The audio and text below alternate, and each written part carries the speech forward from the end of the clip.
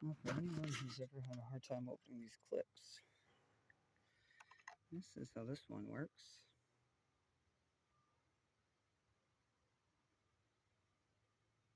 See that little tab there?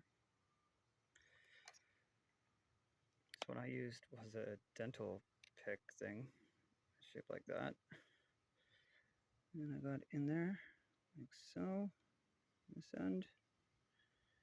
Oops, sorry.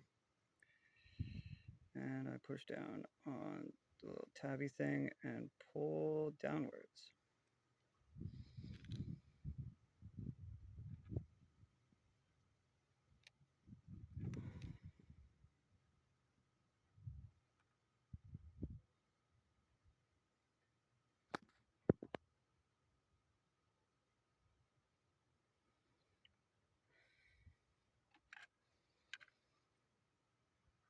This was off one of these.